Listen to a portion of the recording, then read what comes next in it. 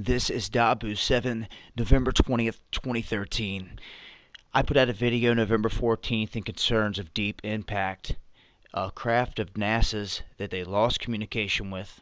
They declared it dead, an end to the mission, and it should have been floating out into space as space junk. It could not open up its dish and get power from the sun to guide it, to send communications, anything, and it kept sending a repeated cycle of codes through it that they couldn't fix.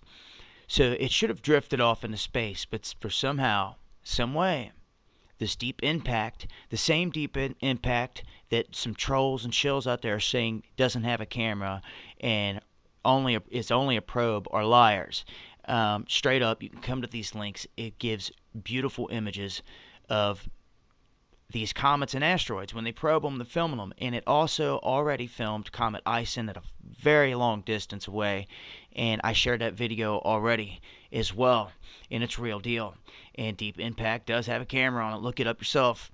But what I want to point out here, for those of you that have common sense and can wrap your mind around this, that this is either a 1 in a billion coincidence with NASA, which right there should throw up a red flag, those words in the same sentence, or they knew Comet ISON was in existence in 2004, 2005, when they created Deep Impact, when they wrote the programs, and they sent this thing out in space. Deep Impact is sitting, as you can see in front of you, at the best possible view you could ever imagine to get the best angle and shots of Comet ISON as it hits perihelion. The exact moment. And if it was to hit the sun, it would be, well, at its closest point at perihelion. And that would be an impact. And Deep Impact would catch that. Although you have stereo A, stereo B, and you have the LASCO over here that are all going to be taking amazing shots, that all have amazing cameras set up, they're not going to be sitting at this angle.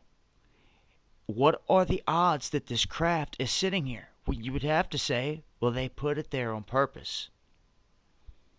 What are the odds it's sitting there to get these shots? You didn't think they'd have a camera set up for this? All right? Well, they do. You're like, all right, well, they moved it there, right? How? How on a craft that they lost complete communication with, and that was sent up in 2005? They just found Comet ISON this past year. Do you know the mathematics and the skill and the time that it takes to place these objects, these orbiters, into position?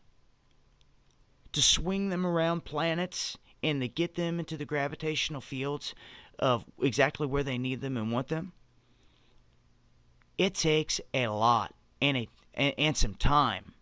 So if you think they just got Deep Impact up and running and shot it on over to this spot in space to get this, it don't work like that. This had to have been written, and anyone out there with common sense knows this. And that right there should be the deal breaker. You have to ask yourself at this point, is it a 1 in a billion chance coincidence that it's sitting here like this, or did NASA know? And I think you already know the honest answer to that. They knew. Now, why would they keep this thing a secret till it got right upon us in the inner solar system and say they just discovered it? Why? Before you just assume that this is a dirty snowball and that they just found it and that they're telling you the truth about everything, think twice and think about the odds and the math and the skill and what it takes to get an object into position before you make a determination to think that, oh, well, it's just by chance it's there. Oh, well, okay, I'm going to leave you guys with some audio. This guy, Jim McCanney, 30 years in the game of studying these objects. I'm going to let him tell you what these comets really are. And on the backup channel, I'm going to put up a video of him speaking, a lengthy video on this complete subject.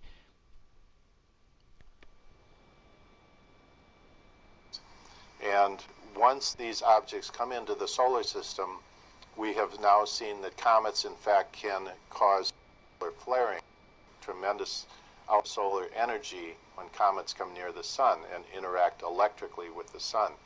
So those flares could come out to us directly, or they could charge up the solar capacitor and ultimately affect our weather indirectly.